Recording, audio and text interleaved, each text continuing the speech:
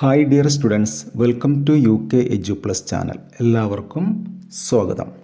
നമ്മളിന്ന് ഡിസ്കസ് ചെയ്യാൻ പോകുന്നത് 10ാം ക്ലാസ്സിലെ സോഷ്യൽ സയൻസ് 6ാമത്തെ chapter mass movement for freedom. ഈ ചാപ്റ്ററിൽ നിന്ന് 2 മാർക്കിന് ചോദിക്കാവുന്ന ഒരു 3 ക്വസ്റ്റ്യൻസ് നമുക്ക് പരിചയപ്പെടാം. അപ്പോൾ ചാപ്റ്റർ 6ാമത്തെ ചാപ്റ്ററാണ് മാസ് മൂവ്മെൻറ്റ് ഫോർ ഫ്രീഡം, സ്വാതന്ത്ര്യത്തിനായുള്ള ബഹുജന മുന്നേറ്റം.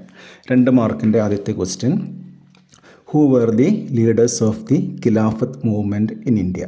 ഇന്ത്യയിൽ ഖിലാഫത്ത് മൂവ്മെൻറ്റിന് നേതൃത്വം കൊടുത്ത നേതാക്കന്മാർ ആരൊക്കെ? ആൻസറും കൊടുത്തിരിക്കുന്നുണ്ട്, നോട്ട് ചെയ്യണം. മുഹമ്മദ് അലിയും ഷൗക്കത്ത് അലി, ഈ 2 പേരുമാണ് ഇന്ത്യയിൽ ഖിലാഫത്ത് മൂവ്മെൻറ്റിന് നേതൃത്വം കൊടുത്തത്. അടുത്ത 2ാമത്തെ ചോദ്യം, write down the characteristics of Rowlatt act. Rowlatt ആക്ടിൻ്റെ പ്രസക്തി എന്താണെന്നാണ് ചോദിച്ചത്. 1ാമത്തെ point, anyone could be arrested without a warrant. അതായത് വാറൻ്റ് ഇല്ലാതെ ആരെയും അറസ്റ്റ് ചെയ്യാം.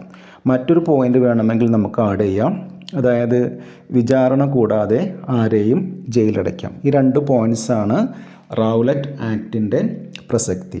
അടുത്തത് 3ാമത്തെ ചോദ്യം, explain the Chauri Chaura incident. ഇതൊരു ഇമ്പോർട്ടൻ്റ് ആയ ചോദ്യമാണ്. എന്താണ് ചൗരി ചൗര ഇൻസിഡൻറ്റ്? ഇത് നമുക്കറിയാം, ഈ ഇൻസിഡൻറ്റ് നടന്നത് നമുക്കറിയാം UPയിലാണ്, ഉത്തർപ്രദേശിലാണ്. 1922 ഫെബ്രുവരി 5. അതായത് നിസ്സഹകരണ സമരം നടന്നുകൊണ്ടിരിക്കുന്ന സമയത്ത് ഫെബ്രുവരി 5 ഉത്തർപ്രദേശിലെ ചൗരി ചൗരയിൽ സമരക്കാരും പോലീസും തമ്മിൽ സംഘർഷമുണ്ടായി. ഇതിൻ്റെ ഫലമായിട്ട് പ്രകോപിതരായ ജനക്കൂട്ടം പോലീസ് സ്റ്റേഷൻ തീവെച്ചു. ഇതിനെ തുടർന്ന് 22 പോലീസുകാരാണ് കൊല്ലപ്പെട്ടത്. അപ്പോൾ ഈ ചോദ്യം പ്രധാനപ്പെട്ടൊരു ചോദ്യമാണ്.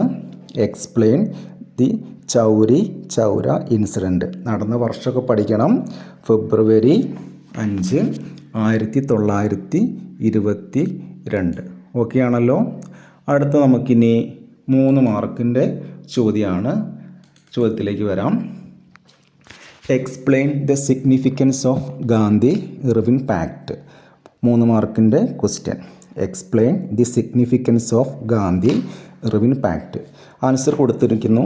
According to the pact signed on March 5, 1931. അപ്പോൾ ഗാന്ധി ഇർവിൻ പാക്ട് ആ വർഷം പഠിക്കണം. മാർച്ച് 5-ാം തീയതി 1931.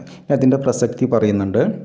The civil disobedience movement was suspended. അല്ലേ, സിവിൽ ഡിസൊബീഡിയൻസ് മൂവ്മെൻറ്റ് സസ്പെൻഡ് ചെയ്തു. കൂടാതെ Gandhiji participated in the second round table conference. Gandhiji 2ാമത്തെ വട്ടമേശ സമ്മേളനത്തിൽ പങ്കെടുക്കുകയും ചെയ്തു.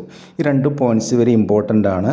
Gandhi Irwin pact. അപ്പോൾ സൈൻ ചെയ്ത വർഷം തീയതി നോക്കുക, 1931 മാർച്ച് 5. അടുത്ത ക്വസ്റ്റ്യൻ 3 മാർക്കിൻ്റെ, explain the significance of the Lahore session of 1921. 1929 Lahore സെഷൻ്റെ സിഗ്നിഫിക്കൻസ് ആണ് ചോദിച്ചത്. 2 പോയിൻറ്റ്സ് ഉണ്ട്. First point, the Congress demanded complete independence for the first time. Congress demand ചെയ്തു കംപ്ലീറ്റ് പൂർണ്ണ സ്വാതന്ത്ര്യം ഫോർ ദ ഫസ്റ്റ് ടൈം, ആദ്യമായിട്ട്. പിന്നെ 2ാമത്തെ point, the tricolour flag was formally adopted. അല്ലേ, ത്രിവർണ്ണ പതാക നമ്മൾ അഡോപ്റ്റ് ചെയ്തു. അപ്പോൾ ഈ 2 പോയിൻറ്റ്സും പ്രധാനപ്പെട്ടതാണ്. ലാഹോർ സെഷൻ്റെ പ്രാധാന്യം. നടന്ന വർഷം പഠിക്കണം, 1929. ഓക്കെ ആണല്ലോ. അപ്പോൾ ഈ ക്വസ്റ്റ്യൻസൊക്കെ ഒന്ന് നോട്ട് ചെയ്യണം. എക്സാമിന് വരാവുന്ന ചോദ്യങ്ങളാണ് നമ്മൾ ഡിസ്കസ് ചെയ്തുകൊണ്ടിരിക്കണേ. ഓക്കെ ആണല്ലോ. ചോദ്യവും ഉത്തരവും തരുന്നുണ്ട്. എല്ലാവരും വൃത്തിയായിട്ട് പഠിക്കണം. ഇതെല്ലാം ഇമ്പോർട്ടൻ്റ് ആയ ചോദ്യങ്ങളാണ്. അപ്പോൾ 3 മാർക്കിൻ്റെ പ്രധാനമായിട്ടും 2 ചോദ്യങ്ങൾ, explain the significance of Gandhi Irwin പാക്റ്റും പിന്നെ എക്സ്പ്ലെയിൻ. ഓക്കെ, ഇനി അടുത്ത് നമുക്ക് 4 മാർക്കിൻ്റെ ചോദ്യത്തിലേക്ക് പോകാം. ഇവിടെ 2 ക്വസ്റ്റ്യൻസ് ആണുള്ളത്, 4 മാർക്കിൻ്റെ ചോദ്യങ്ങൾ. ഇതിവിടെ ക്രോണോളജിക്കലി സെറ്റ് ചെയ്യാനാണ് പറഞ്ഞത്. അതായത് 1ാമത്തെ ക്വസ്റ്റ്യൻ നോക്കുക, 4 മാർക്കിൻ്റെ, അറേഞ്ച് ദ ഫോളോയിങ് ക്രോണോളജിക്കലി. ഇവിടെ ഒരു 4 കാര്യങ്ങൾ നടന്ന സംഭവമാണ്. അത് കാലക്രമം അനുസരിച്ച് സെറ്റ് ചെയ്യണം. അതിൽ ഒന്നാമത്തെ റൗലറ്റ് ആക്ട് തന്നിരിക്കുന്നത് ഇങ്ങനെയാണ്. ഫസ്റ്റ് വൺ റൗലറ്റ് ആക്ട്, രണ്ടാമത്തെ ചൗരി ചൗര ഇൻസിഡൻറ്റ്, 3 ചമ്പാരൻ സ്ട്രഗിൾ, 4 ജാലിയൻ വാല ബാഗ് മസാക്കർ. അപ്പോൾ ഇത് നമ്മൾ ക്രമത്തിൽ സെറ്റ് ചെയ്യണം. ആദ്യം നടന്ന സംഭവം കാലക്രമം അനുസരിച്ച് സെറ്റ് ചെയ്യാനാണ്. അപ്പോൾ ഈ 4 ആദ്യം നടന്ന സംഭവം ഏതാണ്? നമുക്കറിയാം ചമ്പാരൻ സ്ട്രഗിളാണ്, പിന്നെ റൗലറ്റ് ആക്ട്, പിന്നെ വരുന്നത് ജാലിയൻ വാലാബാഗ് മസാക്കർ, ലാസ്റ്റ് നടന്നത് ചൗരി ചൗര ഇൻസിഡൻറ്റ്. 4 മാർക്കിൻ്റെ ചോദ്യമാണ്. അതുപോലെ ഇനി രണ്ടാമത്തെ നോക്കുക, 4 മാർക്കിൻ്റെ ചോദ്യം അറേഞ്ച് ദ ഫോളോയിങ് ക്രോണോളജിക്കലി. ഇവിടെ അങ്ങനെ തന്നെയാണ്, ക്രോണോളജിക്കലി കാലക്രമം അനുസരിച്ച് നടന്ന സംഭവങ്ങൾ സെറ്റ് ചെയ്യാൻ. ഒന്നാമത്തെ നോക്കുക Mountbatten plan, 2 India independence act, 3 Cripps mission, 4 cabinet mission. അപ്പോൾ അത് കാലക്രമം അനുസരിച്ച് സെറ്റ് ചെയ്യുമ്പോൾ ആദ്യം നടന്നത് ക്രിപ്സ് മിഷൻ, പിന്നെ cabinet mission, then Mountbatten plan, 4 cabinet mission. ഇങ്ങനെയാണ് ഇതിൻ്റെ ക്രോണോളജിക്കൽ ഓർഡർ. അപ്പോൾ ഇതും പഠിച്ചു പോകണം. 4 മാർക്കിൻ്റെ 2 ക്വസ്റ്റ്യൻസ് ആണ് തന്നിട്ടുള്ളത്. ഒന്നാമത്തത് Rowlatt act, Chauri Chaura incident, Champaran struggle, Jallian Wala Bagh massacre. അടുത്തത് തന്നിരിക്കുന്നത് Mountbatten plan, India independence act, Cripps mission, cabinet mission. അപ്പോൾ ഈ ചോദ്യങ്ങളെല്ലാം വെരി ഇമ്പോർട്ടൻ്റ് ആണ്.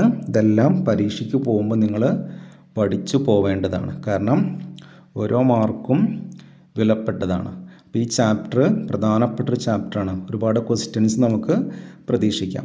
ഇനി അടുത്ത് നമ്മൾ SCA ക്വസ്റ്റ്യനായിട്ട് പ്രതീക്ഷിക്കാവുന്ന ഒരു ചോദ്യം നോക്കുക. വെരി ഇമ്പോർട്ടൻ്റ് ആണ് ഈ ചാപ്റ്ററിലെ.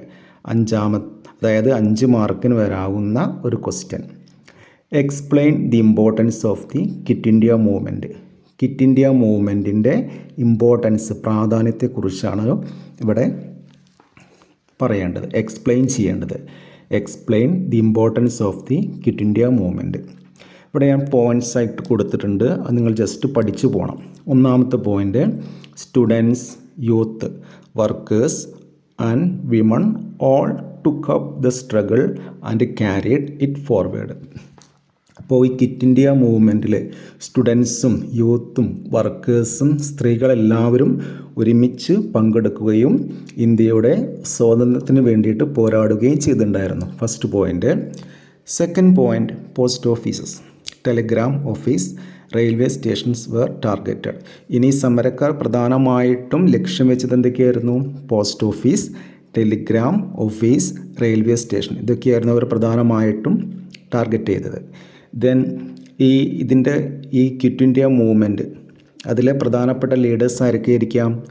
Jayaprakash Narayan, Ram Manohar Lohi, Arun Asif Ali and Sujetha Kripalani lead the struggle from hiding. അപ്പോൾ ഈ ലീഡേഴ്സ്, ഇതിൽ വരുന്ന പ്രധാനപ്പെട്ട ലീഡേഴ്സിൻ്റെ പേര് പഠിക്കണം. Jayaprakash Narayan, Ram Manohar Lohi, Aruna Asif Ali and Sujetha Kripalani led the struggle from hiding. Then during the Quit India movement, certain areas were liberated from British control. ഈ ക്വിറ്റ് ഇന്ത്യ മൂവ്മെൻറ്റിൻ്റെ ഫലമായിട്ട് ബ്രിട്ടീഷുകാരുടെ നിയന്ത്രണത്തിലുള്ള ചില പ്രദേശങ്ങളൊക്കെ മോചിതരായി എന്ന് പറയാം, മോചിപ്പെട്ടു എന്ന് പറയാം. During the quit India movement certain areas were liberated from British control. അപ്പോൾ ബ്രിട്ടീഷുകാരുടെ നിയന്ത്രണത്തിലുണ്ടായിരുന്ന പ്രദേശങ്ങളൊക്കെ ഈ സംഭവത്തോടു കൂടി അവർ ആ പ്രദേശങ്ങളിൽ നിന്ന് വിടവാങ്ങിയെന്ന് പറയാം. Then temporary governments were established in this region. കൂടാതെ ആ പ്രദേശങ്ങളിൽ താൽക്കാലികമായിട്ടുള്ള ഒരു ഗവൺമെൻറ് സ്ഥാപിച്ചു. അപ്പോൾ ഇതൊക്കെയാണ് പഠിക്കേണ്ടത്. അപ്പോൾ